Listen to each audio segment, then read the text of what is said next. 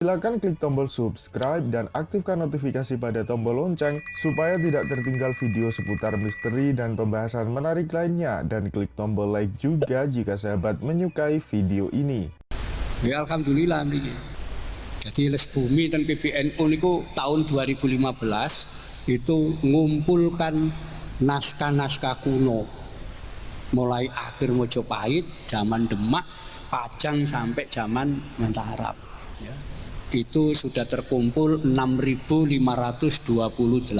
naskah. Tahun 2016 ini sudah sekitar 8.300 naskah. Dan ini Mas Didin lagi mengakses, mengambil kopi dokumen Belanda dari masa VOC sampai masa Hindia Belanda. Mulai tahun 1613 ya. Jadi 1613 itu masih zaman Sultan Agung pertama jadi Raja Mataram. Itu sudah ada laporan harian VOC. Karena itu laporan harian namanya Dagregister. Ya, laporan. Tahun itu sampai nanti perang Trunojoyo semuanya ada. Sampai tahun 1811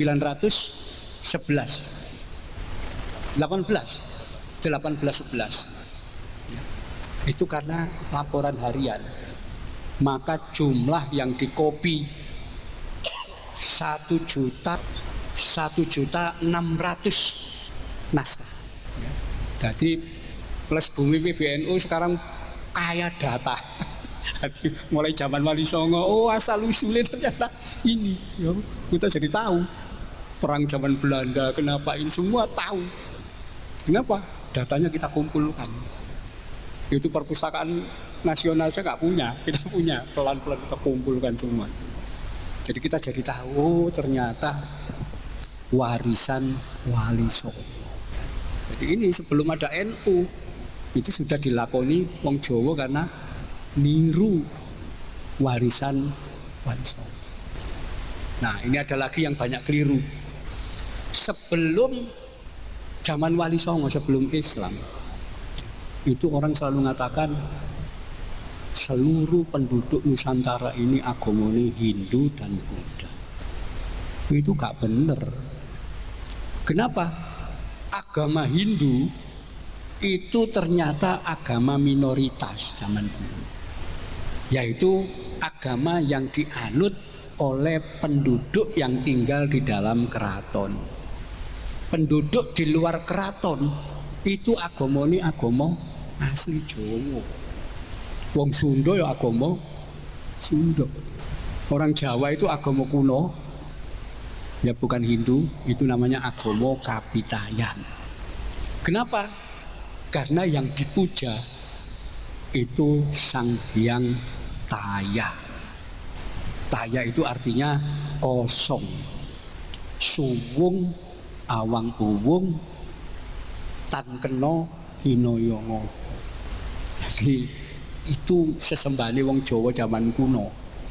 Itu sebabnya wong Kapitayan tidak kenal dewa-dewa itu dewa apa, Bathara itu enggak kenal. Orang Kapitayan itu hanya kenal punden-punden desa. Ya, itu Kapitayan. Berdoa kepada Sang Hyang Taya, wis lewat buyutku ae. Ya, dewa gak kenal aku kenal buyutku. Pasti buyutku nulungi aku. Cara panjangnya begitu. Ya, jadi ini paling kuno. Jadi kayak wasilah gitu mendoakan. Agama Kapitayan inilah yang menguasai dan mendominasi kehidupan masyarakat di Nusantara saat itu. Kalau ibadah nyembah Sang Hyang Taya, karena Sang Hyang Taya itu suwung kosong, maka nyembahnya menghadap ke arah gua. Gua itu kosong. Nah ini bedanya dengan agama Hindu. Kalau agama Hindu ada pratima namanya. Pratima itu patung, harus ada patung dewa. Kalau Kapitayan tidak boleh ada patung, kudu kosong, karena itu ngadap ke arah gua. Nah inilah ibadah nyembah Sang Hyang Taya ini kemudian disebut dengan istilah sembah hyang, menyembah hyang. Jadi zaman kuno sudah seperti itu. Orang-orang nggak paham dengan agama ini. Termasuk Belanda ketika datang di Indonesia, dia lihat, oh wong Jawa ini agama ini ternyata agama animisme dinamisme. Itu Lonto yang memberi nama itu. Agama ini ada namanya sendiri. Agama Kapitayan itulah yang nanti oleh Wali Songo diambil alih. Kenapa?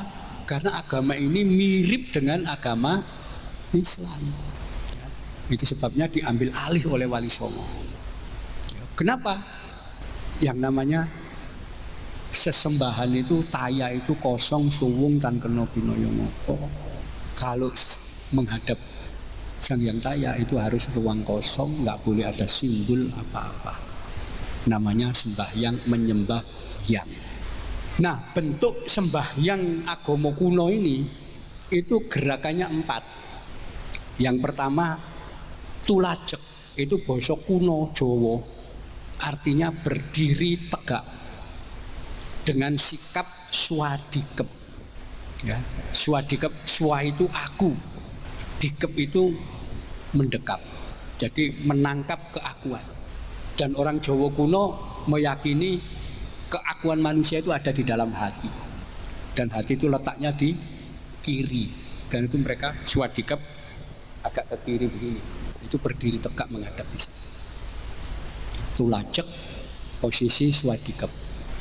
Terus gerakan kedua itu disebut dengan nama tungkul.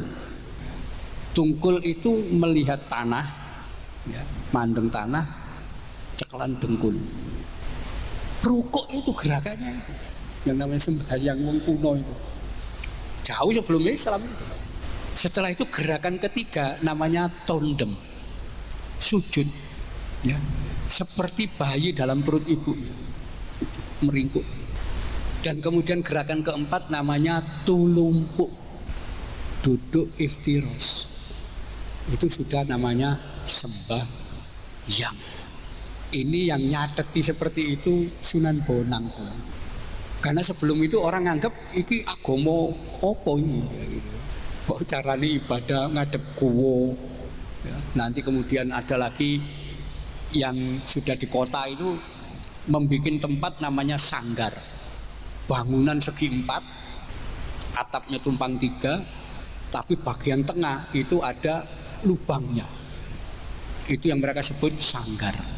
Itu nanti diambil alih oleh Wali Songo, sanggar jadi langgar. Ya persis itu. Itu ibadah zaman kuno, karena itu ada beduknya macam-macam loh. Islam mana ada beduk. Ya, tapi itu agama kuno dulu, Kapitayan. Ini yang diambil alih oleh Wali Songo. Termasuk ibadah tidak makan, tidak minum mulai pagi sampai malam. Orang Kapitayan menyebut pasabrata atau upawasa. Bahasa Jawa kuno itu gitu.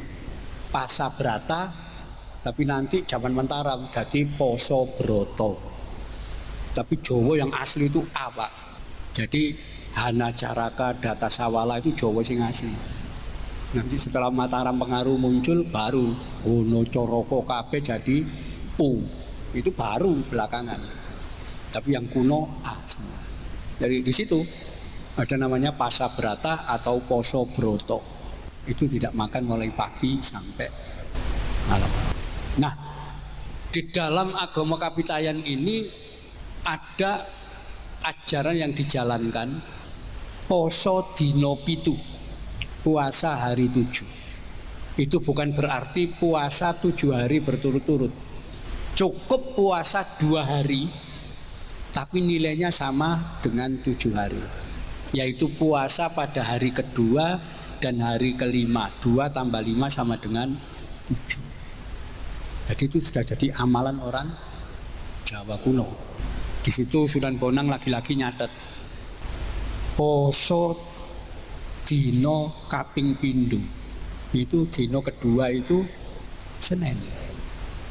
Dan hari kelima itu Kemis. Berarti poso Senin Kemis. Mulai zaman kuno sebelum ada Islam poso Senin Kemis orang kita. Selain itu juga diamati wong-wong Kapitayan ini ternyata sudah membedakan antara bagian kanan dan bagian kiri. Kanan kebaikan, kiri ketidakbaikan. Itu sebabnya panengen dan pangiwo. Jadi aturan begitu. Dan aturan-aturan yang lain itu ada semua. Disitulah Sunan Bonang kemudian punya kesimpulan.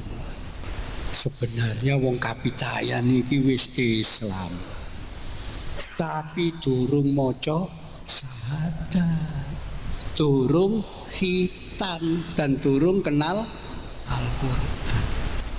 Mongko tugasnya para wali membawa orang-orang ini untuk syahadat bareng, khitan dan kemudian mengenalkan Al-Qur'an.